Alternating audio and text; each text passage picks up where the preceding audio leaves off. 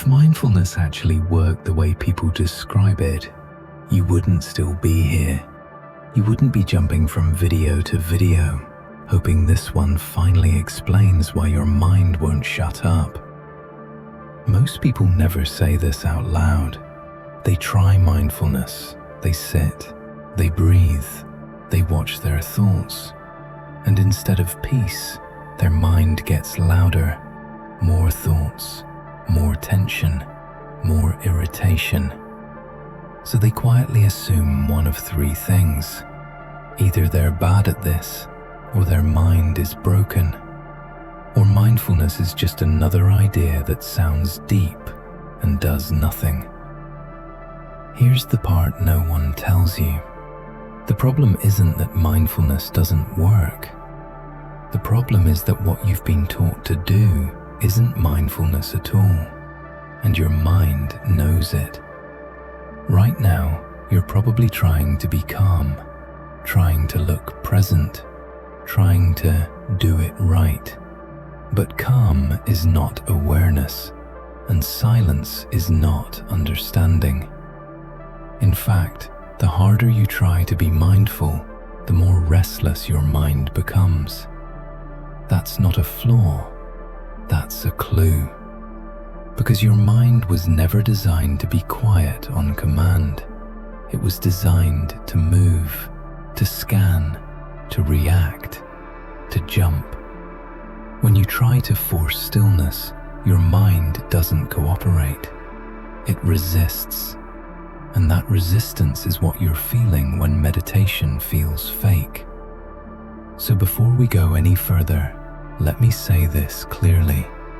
You are not failing at mindfulness. You are fighting your own mind in a way it cannot win. And if you don't understand this part, every technique you try next will feel like another disappointment. Let's stop pretending your mind is one thing. It isn't. Inside your head, there are at least two modes pulling in opposite directions. On this channel, we call them by their real names. There is Wukong, fast, restless, always jumping. Wukong reacts before you can explain. He scans for danger. He chases rewards.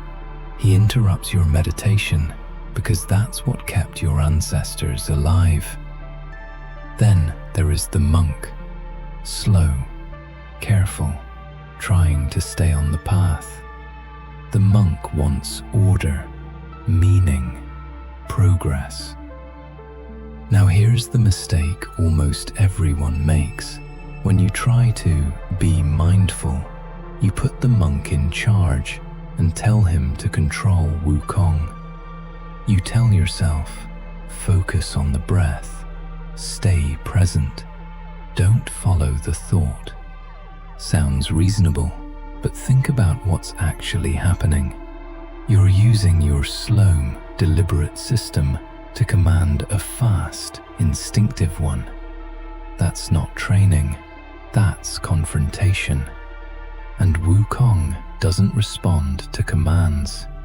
He responds to threat.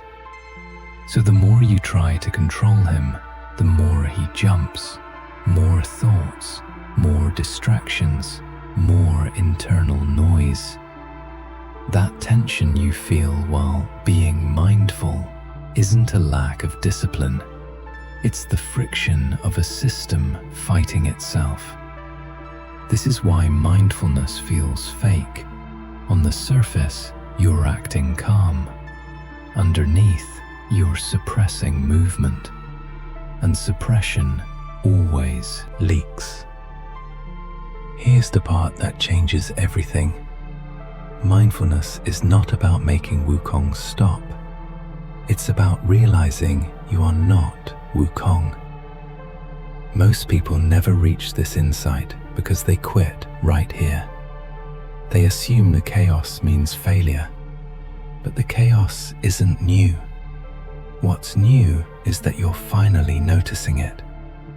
The moment you stop distracting yourself, the lights turn on. And when the lights turn on, you see how wild the room actually is.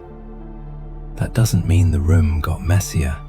It means you stopped looking away. So if mindfulness isn't about controlling Wukong, what is it actually about? Here's the shift. Stop trying to calm your mind. Calm is not a technique, it's a side effect. And chasing it is exactly what keeps it away. Instead of asking, "How do I stop these thoughts?" ask a different question. Can I see this thought without becoming it? That's the whole practice. Not silence, not stillness, not peace. Seeing. For the next 10 seconds, try this. Don't change your breathing. Don't fix your posture. Don't prepare. Just watch what happens. A thought appears. Instead of following it, name it. Planning, worrying, remembering, judging. Then let it move on. You're not pushing it away. You're not holding it. You're recognizing it. That one small act creates a gap between the jump and the one who sees the jump. That gap is mindfulness. Not the absence of thought, but the absence of confusion about who is thinking. Wukong is still there.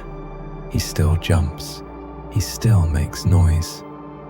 But now he's a character on the screen, not the one holding the remote. This is why most mindfulness advice fails. It trains you to perform calm instead of recognize movement, control instead of clarity, effort instead of understanding.